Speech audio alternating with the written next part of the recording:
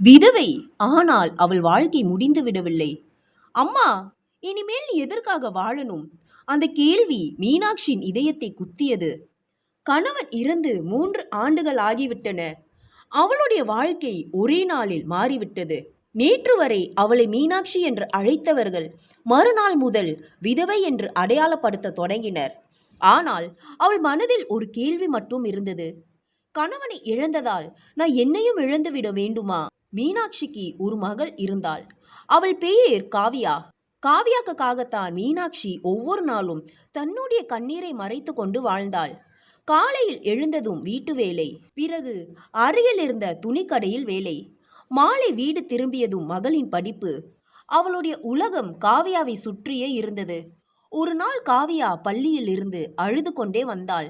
அம்மா, என்னம்மா? என் தோழி என்னை பார்த்து, உனக்கு அப்பா இல்லையாம, உன் அம்மா விதவைதானா என்று கேட்டாள். மீனாட்சி சில நொடிகள் அமைதியாக இருந்தாள். பிறகு மகளின் கையை பிடித்து கொண்டு சொன்னாள், காவியா, உனக்கு அப்பா இல்லாதது உன் குறை இல்லை. அதே மாதிரி நான் விதவையானதும் என் குறை இல்லை. காவியா தாயை பார்த்தாள். அப்போ ஏன் எல்லாரும் நம்மை வேற மாதிரி பார்க்கறாங்க? மீனாட்சியிடம் அதற்கான பதில் இல்லை. மீனாட்சி வேலை பார்த்த துணிக்கடைக்கு புதிய மேலாளர் ஒருவர் வந்தார். அவருடைய பெயர் அருண். அருண் மிகவும் அமைதியான மனிதர். மீனாட்சியை மற்ற ஊழியர்களைப் போலவே நடத்தினார். ஒரு நாள் கடையில் ஒரு பெரிய கணக்கு பிரச்சனை ஏற்பட்டது. எல்லோரும் குழம்பிக் கொண்டிருந்த பொழுது மீனாட்சி கணக்கை பார்த்து தவறு எங்கே நடந்தது என்று கண்டுபிடித்தாள். அருண் ஆச்சரியப்பட்டார். மீனாட்சி, இதை எப்படி நீங்க கண்டுபிடிச்சிங்க? சார், தினமும் கணக்கு பார்த்து பழக்கம். நீங்க இப்படியே இருந்தா இன்னும் நல்ல வேலைக்கு போகலாம். மீனாட்சி சிரித்தாள். என்னை யாரும் வேலைக்கு எடுத்துக்க மாட்டாங்க சார். ஏன்? அவள் பதில் சொல்லவில்லை. அருணுக்கு காரணம் புரிந்தது. அவள் ஒரு விதவை. ஊரின் பேச்சு சில நாட்களிலேயே ஆரம்பமானது. அந்த அருண் மீனாட்சியிடம் அதிகமாக பேசுறாராம். அவளுக்கும் அவருக்கும் ஏதாவது இருக்குமோ? இந்த பேச்சுகள் மீனாட்சியின் காதுகளிலும் விழுந்தன. அவள் அருணிடம் பேசுவதை தவிர்க்க ஆரம்பித்தாள். ஒரு நாள் அருண் கேட்டார், என்னாச்சு? என்னை பார்த்தாலே ஏன் விலகி போறீங்க? ஊர் பேசுது சார். ஊர் என்ன பேசுது? நம்மை பற்றி. அருண் அமைதியாக அவளை பார்த்தார். மீனாட்சி, உங்க வாழ்க்கையை முடிவு செய்யும் உரிமை ஊருக்கு கிடையாது. அவள் கண்களில் கண்ணீர் வந்தது. எனக்கு மட்டும் இல்லை சார், என் மகளுக்கும் வாழ்க்கை இருக்கு. நான் எடுக்கும் ஒவ்வொரு முடிவும் அவளையும் பாதிக்கும். அருண் எதுவும் சொல்லவில்லை. காவியா கல்லூரி செல்ல வேண்டிய வயதை அடைந்தாள். ஆனால் பணம் போதவில்லை. மீனாட்சி தன்னுடைய நகைகளை விற்றாள். அதிலும் போதவில்லை. அருண் உதவ முன்வந்தார். காவியாவின் படிப்புக்கான செலவு நான் பார்த்துகிறேன். மீனாட்சி மறுத்தாள். வேண்டாம். ஏன்? நான் உதவி வாங்கினா நாளைக்கு ஊர் இன்னொரு கதை சொல்லும். அருண் சிரித்தார். உதவி செய்கிறவன் நல்லவனா கெட்டவனா என்பதை ஊர் முடிவு செய்யட்டும். ஆனா காவியாவின் எதிர்காலத்தை ஊர் முடிவு செய்யக்கூடாது. மீனாட்சி அமைதியாக இருந்தாள்.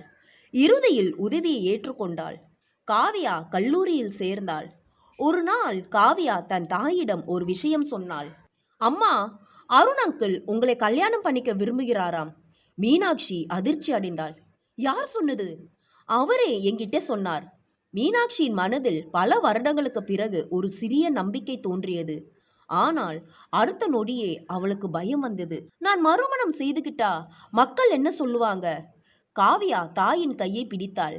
அம்மா, நான் குழந்தையா இருந்தப்போ நீங்க என்னை காப்பாத்துனீங்க.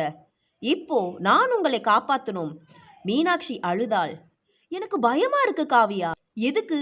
மறுபடியும் ஒரு வாழ்க்கையை நம்புவதற்கு. பல எதிர்ப்புகளுக்கு பிறகு திருமணம் நடக்க முடிவு செய்யப்பட்டது. ஆனால் திருமணத்திற்கு முந்தைய இரவு ஒரு பெரிய பிரச்சனை வந்தது.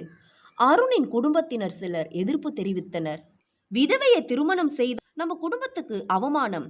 அருண் அவர்களை பார்த்து சொன்னாள், அவள் விதவை என்பதுதான் அவளுடைய அடையாளமா?